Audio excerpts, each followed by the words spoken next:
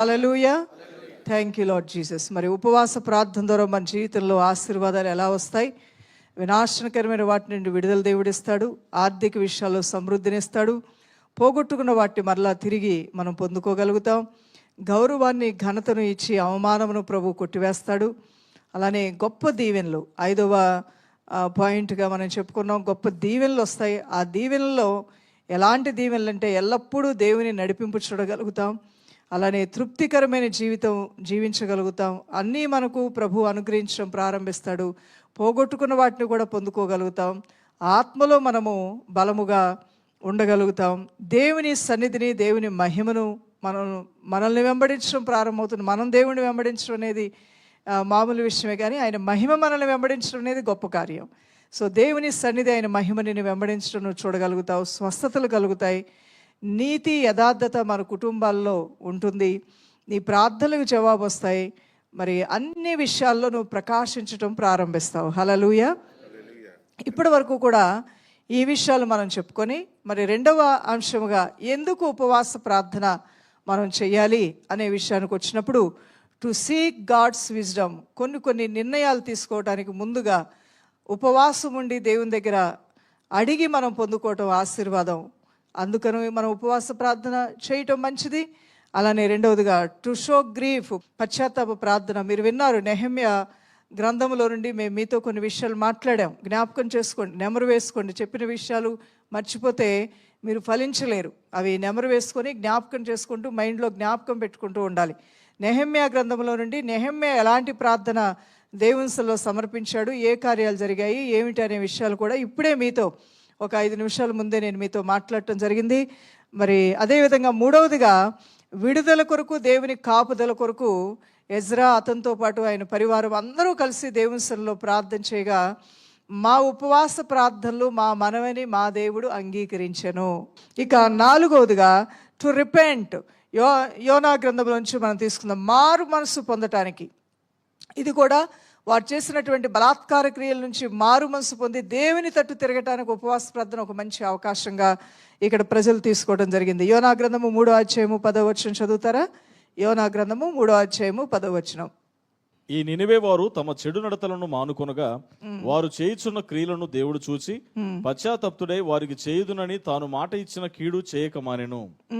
ఈ నినివే వారు తమ చెడు నడతలను మానుకొనగా, వీళ్ళు 3 రోజులు ఉపవాసం ఉన్నారు. అన్నపానములు పుచ్చుకోలేదు. పశువులు కూడా ఉపవాసం ఉంచారు, చిన్నారులు కూడా ఉపవాసం ఉంచారు. మరి అంత కఠినమైన ఉపవాస ప్రార్థన వారు ఆ దినాల్లో చేశారు. ఈ దీనివే వారు తమ చెడు నడతలను మానుకొనగా వారు చేయించిన క్రియలను దేవుడు చూచి పశ్చాత్తాప్తుడై వారికి చేయుదునని తాను మాట ఇచ్చిన కీడు చేయక మానెను. దేవుని యొద్ద నుంచి వచ్చే శిక్ష కూడా ఉంటుంది దైవజనమా.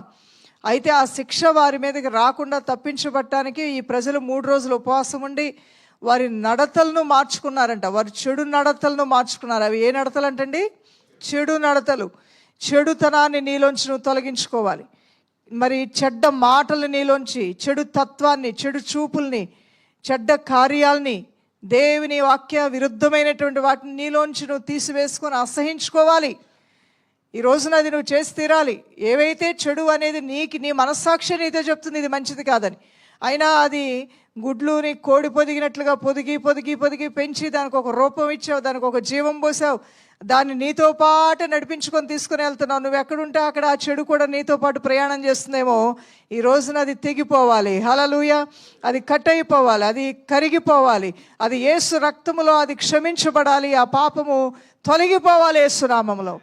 చెడు నడతల్ని వారు మానుకొని వారు బ్రతకటం, వారి క్రియల్ని దేవుడు చూసినప్పుడు మనసులో పశ్చాత్తాపడి వారి మీదకి రావాల్సిన శిక్ష, కీడు వారి మీదకి రాకుండా ప్రభు అయిన దేవుడు తప్పించాడు. అందుకనే దేవుని వాక్యంలో రాయబడి ఉంటుంది. ఎఫెసీయులకు రాసిన పత్రిక 4వ అధ్యాయం 27వ వచనంలో, అపవాదికి చోటివ్వద్దు అంటున్నాడు ప్రభు. అపవాదికి చోటిచ్చావు అంటే చీకటి, అంధకారం నీలోనికి వస్తుంది. అవమానము, నిందలు నీ మీదకి వస్తాయి. భ్రష్టుడు అయిపోతావు, భ్రష్టురాలు అయిపోతావు, ఉన్నవి కోల్పోతావు, రావాల్సినవి ఆగిపోతాయి. అన్ని విషయాల్లో కూడా ఒక ఊబిలో పడిపోయినట్టు పడిపోతావు.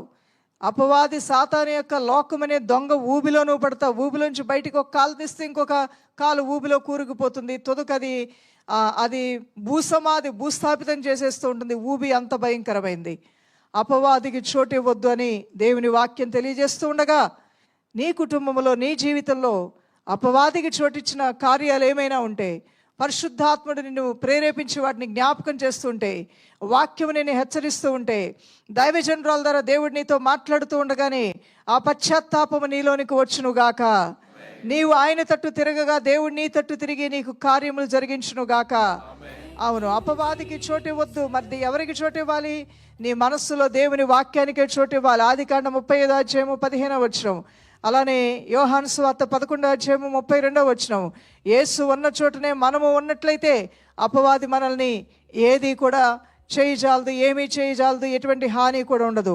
అపవాదికి చోటిచ్చినటువంటి వారి జీవితాలు అంధకారంలోకి వెళ్ళిపోయాయి. దైవజనమా, దానియేలు గ్రంథం 5:21 చూస్తే, గర్వానికి చోటిచ్చి గాడిదల మధ్య గడ్డి మేశాడంట నెబుకద్నెజరు. మరి అడవిలో ఒక పశువుల మధ్యలో పశువులాగా అయిపోయాడు. అప్పుడు అతడు మానవుల యొద్ద నుండి తరమబడి పశువుల వంటి మనస్సు గలవాడైపోయిను. మహోన్నతుడకు దేవుడు మానవుల రాజ్యములలో ఏలుచు ఎవరిని స్థాపింపగోరునో వారిని స్థాపించునని అతడు తెలుసుకునే వరకు అతడు అడవి గాడిదల మధ్య, ఎవరి మధ్యలో బ్రతికాడంటండి? రాజుగారు ఉండాల్సిన స్థానం ఏంటి?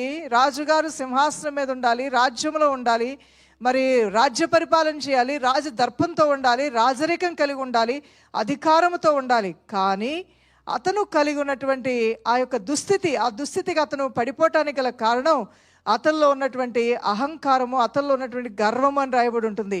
ఎవరిని స్థాపింపకూరనో వారిని స్థాపించునని అతడు తెలుసుకునే వరకు అతడు అడవి గాడిదల మధ్య నివసించుచు పశువు వలె గడ్డి మేయిచు ఆకాశ మంచు చేత తడిపిన శరీరము గలవాడాయను. చూడండి, మంచుకి, ఎండకి, వానకి, గాలికి తడుస్తూ ఉన్నాడు. రాజుగారు అసలు తడవచ్చా? తడవాల్సిన అవసరం ఆయనకే ఉంది. కానీ ఆ దుస్థితి ఆయనకు కూడా పట్టింది. ఆ రాజుగారు అడవుల్లో ఎందుకు ఉండాలి? గాడిదల మధ్యలో ఎందుకు ఉండాలి? కానీ అతనికి ఆ దుస్థితి ఆయనకైనా కొని తెచ్చుకున్నాడు. ఆయన కళ్ళు నెత్తి మీదకి రావటం వలన ఆ పరిస్థితి వచ్చింది. అపవాదికి చోటు ఇవ్వద్దు అని ప్రభువైన దేవుడు అంటున్నాడు. అపవాది గర్విష్టి, అహంకారి. అపవాది అబద్ధములు జనకుడు. లోకంలో ఉన్న శరీరాశ, నేత్రాశ, జీవపు డంబాన్నే నీకు చూపిస్తాడు. దైవభక్తికి వాడి జీవితంలో అవకాశమే లేదు. దేవుని జ్ఞానానికి వాడు అవకాశం ఉండు. వెర్రి జ్ఞానం, లోక జ్ఞానము వైపే నేను మరుగుగొల్పుతాడు. నేను గొప్ప, దేవుని ఏం గొప్ప, నేను గొప్ప, నా జ్ఞానం గొప్ప అనే విధంగా నిన్ను మోసపుచ్చేవాడే అపవాది. అందువలన అపవాదికి చోటు ఇవ్వద్దు. నీ మీద నువ్వే ఆధారపడుతూ, నీ శక్తి బలపరాక్రముల మీద నువ్వు ఆధారపడే విధంగా, నిన్ను మొత్తి నీకు నువ్వే దేవుడుగా, నిన్ను నువ్వే కొలుసుకునే విధంగా, నిన్ను నువ్వే అభిమానించుకునే విధంగా, నీలో నువ్వే అతిశయించుకునే విధంగా, నిన్ను బట్టి నువ్వే గొప్పగా అనుకునే విధంగా ప్రేరేపించేవాడు అపవాది. దైవజనమా, అపవాదికి చోటు ఇవ్వద్దు. ఎవరికి చోటు ఇవ్వద్దండి? ఎఫెసీయులకు రాసిన పత్రిక 4:27 అపవాదికి చోటు ఇవ్వద్దు. నెబుకద్నెజర్ రాజు అపవాదికి చోటు ఇవ్వటం వలన రాజుకు రాజ్య పరిపాలన చేయవలసిన వాడు ఎన్నో సంవత్సరాలు వెళ్ళి గాడిదల మధ్యలో బ్రతికాడు. మంచుకి, ఎండకి, వానకి తడిచాడు. పశువుల స్వభావంతో ఉన్నాడు. అతడు తిరిగి మరలా ఆ జ్ఞానం పొందేంత వరకు కూడా అదే దుస్థితి. ఎప్పుడైతే దేవుడు గొప్పవాడని పలికాడో ఆ జ్ఞాన దశ అతను విడిచిపోయి మరలా రాజ్య పరిపాలనలోకి రాగలిగాడు. అందువలన అపవాదికి చోటు ఇవ్వద్దు. న్యాయాధిపతుల గ్రంథం 16:21 అపవాదికి చోటిచ్చిన సంసోను అంధుడైపోయాడు, శత్రువులు పాలైపోయాడు. ఎంతో బాధాకరమైన విషయం. అప్పుడు ఫిలిస్తీయులు అతన్ని పట్టుకొని అతని కన్నులను ఓడదీసి గాజాకు అతన్ని తీసుకుని వచ్చి ఇత్తడి సంకళ్ళ చేత అతన్ని బంధించరి. గాజా అంటే ఇప్పుడు బాగా అర్థమవుతుంది కదా. చూసారా, ఆ రోజుల్లో గాజా ఉంది, ఈ రోజుల్లో గాజా ఉందండి. దేవుని వాక్యము ఎంత శ్రేష్టమైనది, ఎంత సత్యమైనటువంటిది.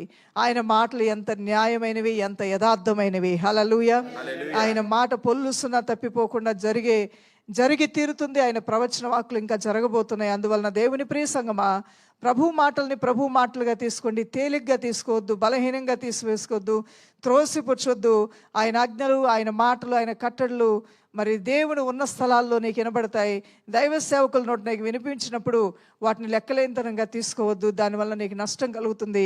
నువ్వు లెక్కలోకి తీసుకుంటే నీకు లాభం కలుగుతుంది, మేలు కలుగుతుంది. అప్పుడు ఫిలిస్తీయులు అతన్ని పట్టుకొని అతని కన్నులను వడదీసి గాజాకు అతన్ని తీసుకొని వచ్చి ఇత్తడి సంకెళ్ళ చేత అతన్ని బంధించారు. ఎందుకంటే అపవాదికి చోటిచ్చాడు. ఏది చేయొద్దన్నాడో, ఏది వద్దని దేవుడు అన్నాడో దాన్నే చేయడానికి తను అప్పగించుకొని మతి తప్పి ప్రవర్తించడం వలన సంసోనికి ఆ దుస్థితి పట్టింది దైవజనమ. అదే రీతిగా మరికొన్ని మాటలు మనం చదివినట్లయితే లూకాసు వార్త 1వ అధ్యాయము 22వ వచనంలో, మరి ధనవంతుడు ధనానికి చోటు ఇవ్వటం వలన అతడు దారిద్రతలోనికి వెళ్ళిపోయాడు. అతడు వెలుపలికి వచ్చినప్పుడు వారితో మాట్లాడలేకపోయినందున ఆలయమునందు అతనికి దర్శనము కలిగినదని వారు గ్రహించిరి. అప్పుడు అతడు వారికి సంజ్ఞలు చేయుచు మూగవాడై, అంటే వెళ్ళేటప్పుడేమో మంచిగా వెళ్ళాడు, వచ్చినప్పుడేమో మూగవాడై వచ్చాడంట. ఎందుకంటే ఇక్కడ దైవజనుడు అయ్యుండు కూడా అతను కూడా అనుమానానికి అవకాశం ఇచ్చాడు, అపవాదికి అవకాశం ఇచ్చాడు అని అనటం కన్నా అనుమానమే పెనుభూతం అంటారు కదా, అనుమానం పక్కన భూతం అని పెట్టారు పెద్దలు.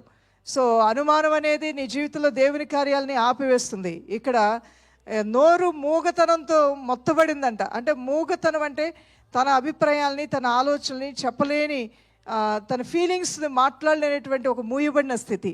ఎప్పుడైతే నీలో దైవ కార్యాల పట్ల అనుమానం పెంచుకుంటావో, విశ్వాసం బదులు మూయబడిన స్థితి నీళ్ళు చూడగలుగుతావు. ఇది కూడా నీ జీవితానికి మంచిది కాదు. మాట్లాడేవాడు మోగోడైపోవటం ఏంటి? మూగవాడుగా ఉన్నాడంటే అది సబబే, కానీ మాటలు వచ్చినవాడు మోగవాడైపోయాడంటే అక్కడ ఏదో జరగకూడదు, జరిగింది, చేయకూడదు అతను చేశాడనే కదా అర్థం. దేవుడు మాట్లాడుతున్నప్పుడు నమ్మాలి. దేవుని యొక్క దూత వచ్చి అక్కడ మరి మాట్లాడుతున్నప్పుడు, పరిచర్య చేస్తున్నప్పుడు దేవుని దూతను దేవుడు పంపించాడు. ఇక్కడ మీరు వాక్యం వింటూ ఉండగా దైవ కార్యాలు జరగబోతూ ఉన్నాయి. హల్లెలూయా.